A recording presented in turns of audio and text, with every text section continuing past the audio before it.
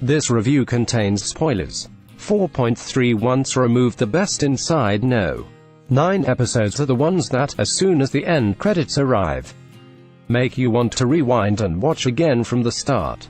The very best last week's included a so poignant you need a bit of time to walk the dog to the spa, buy a Twix and feel your feelings before that's even an option. Once removed does that job for us. The episode starts at the end, rewinds 10 minutes, rewinds another 10 minutes, then another, then a final time, until we finish at the beginning of the story. A motorbike pulls up to a well-appointed rural house on a hill. House number 9. Except really, it's house number 6 disguised as number 9. Is this the first time the 9 has been a plot point? Brilliant. Everything's upside down in Once Removed, a clever murder farce directed by Jim O'Hanlon that starts with the jigsaw completed and splattered in blood, then systematically removes sections until all the pieces end up clean and back in the box. It's a fun game that, by its end, has provided the satisfaction of filling in a crisp crossword grid. Steadily, it reveals the solutions to its big mysteries. Who are these people? Why are they acting so strangely? What's with all the corpses, and its small ones? Why is Sheer Smith's character's hand bandaged? How was that breakable broken, as the story unspools, or winds itself back around the spool, to tell it the boring forwards way? Once Removed is the story of an assassin, an affair and a planned escape. Jared Charles from number 9 has been having it off with Natasha from number 6. He's hired a hitman to murder his wife May before he and Natasha hotfoot it to Portugal, abandoning Natasha's dementia-suffering father to a care home. May discovers the plot to kill her, and in self-defense, kills her assassin, who's already grudgingly executed. Natasha, her senile father, and a hapless down-on-his-luck estate agent, all witnessed by removals man Spike. That's the thrust of it, but it takes a good 20 minutes before we're allowed to reach any kind of conclusion.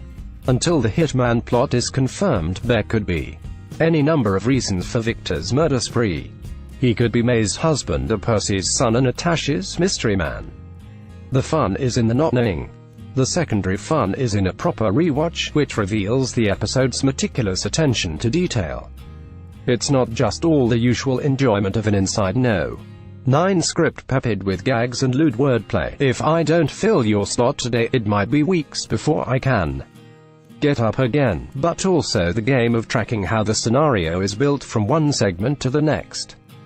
A bucket of water used in one scene is put into position in the next, a rug used as a murder weapon in the previous segment is pulled into place to cover a bothersome stain in the following act, and so on. Inside No.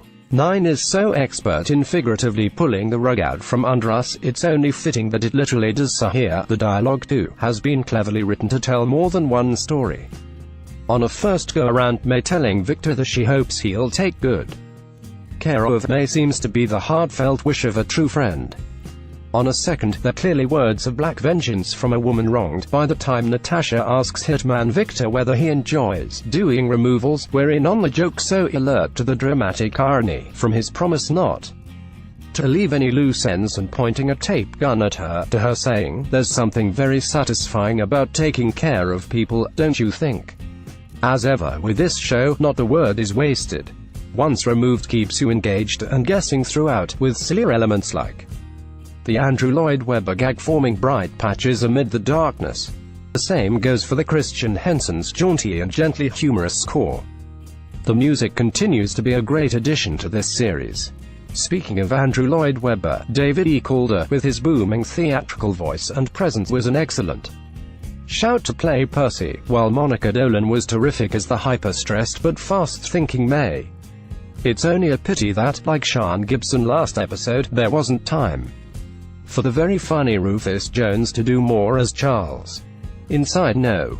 9 attracts so many excellent guest actors, there don't seem to be quite enough parts to go around. Not at all lacking, though, to judge by this episode, are delightful surprises.